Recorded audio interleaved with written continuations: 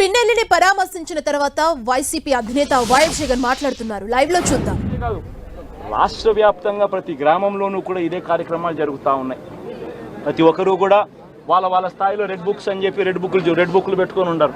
చంద్రబాబు నాయుడు స్థాయిలో చంద్రబాబు నాయుడు ఒక red book, Lokesh స్థాయిలో లోకేష్ ఒక రెడ్ బుక్, ఎమ్మెల్యే స్థాయిలో ఎమ్మెల్యే ఒక రెడ్ బుక్, మండల స్థాయిలో మండల నాయకుడు ఒక రెడ్ బుక్, గ్రామ స్థాయిలో గ్రామంలో ఇంకో రెడ్ బుక్, గ్రామ స్థాయిలో ఇంకో నాయకుడు గ్రామ స్థాయిలో ఇంకో రెడ్ బుక్లలో పెట్టుకొని ఏం చేస్తూ ఉన్నారు? అతి దారుణంగా అన్యాయంగా ఆస్తులు ధ్వంసం చేస్తూ ఉన్నారు. రాష్ట్రం మొత్తం దాన్ని చూస్తూ ఉంది, కానీ ఎవడు మాట్లాడడం లేరు. దొంగ కేసులు పెడతా ఉన్నారు, పోలీసులు ప్రేక్షక పాత్ర పోషిస్తూ ఉన్నారు. దొంగ కేసులు పెడతా ఉన్నారు, వాళ్ళే కొడతారు, మన ఇటువైపున కేసులు పెడతా ఉన్నారు. రాష్ట్రం మొత్తం ఇది చూస్తూ ఉంది. చీని చెట్లు నరికేస్తూ ఉన్నారు, ఆస్తులు ధ్వంసం చేస్తూ ఉన్నారు, కనిపిస్తూ ఉంది. ఎమ్మెల్యేలు ఏకంగా జేసీబీల మీద పొక్లేన్ల మీద ఎమ్మెల్యేలు స్వయంగా తీసేసి ఏకంగా పోయి బిల్డింగులు పగలగొట్టే కార్యక్రమాలు చేస్తూ ఉన్నారు.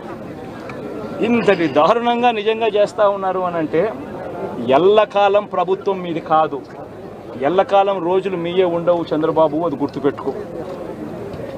మీ పాపాలు పండుతూ ఉన్నాయి వేగంగా. ప్రజలు దీన్ని క్షమించని పరిస్థితుల్లోకి వస్తారు. ఖచ్చితంగా మీకు బుద్ధి చెప్పే పరిస్థితులు రోజులు కూడా ఉంటాయి. శాతనైతే మంచి చేయండి, మంచి చేసి ప్రజల మనసులు గెలుచుకుని ఓట్లు ప్రజల మనసుల్లో స్థిరస్థాయిగా నిలబడే కార్యక్రమం చేయండి. కానీ తప్పుడు రాజకీయాలు ఈ మాదిరిగా నువ్వు ఒక్కరివే చేస్తావు అనుకుంటా ఉన్నావు.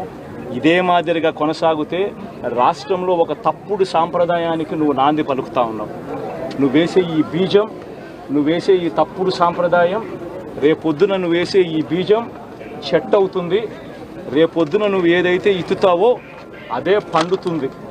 రేపొద్దున మళ్ళీ మీ గ్రామాలలో మీ కార్యకర్తలకు ఇదే పరిస్థితినే ఇదే మాదిరిగానే మళ్ళీ జరిగే కార్యక్రమాలు కూడా జరుగుతాయి. అటువంటి తప్పుడు సాంప్రదాయాలు దయచేసి ఇప్పటికన్నా ఆపండి. నాయకులుగా ఉన్న మనలాంటి వాళ్ళం ఇలాంటివి ప్రోత్సహించకూడదు. ఇలాంటివి ఎవరు తప్పు చేసినా తప్పు అని చెప్పే కార్యక్రమం నాయకులుగా మనం చెయ్యాలి.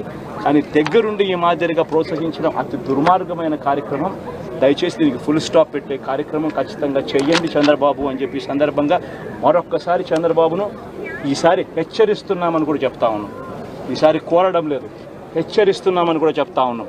ఇదే మాదిరిగా జరుగుతూ పోతూ ఉంటే మాత్రం ఎవరైనా కూడా ఊరుకునే కార్యక్రమం జరగదు. రియాక్షన్ అనేది ఖచ్చితంగా ఉంటుందని కూడా చంద్రబాబు నాయుడు సందర్భంగా గట్టిగా చెప్తారు. నెల రోజులైంది, చాలా మంది కార్యకర్తలు కూడా ఇబ్బంది పడిన పరిస్థితి.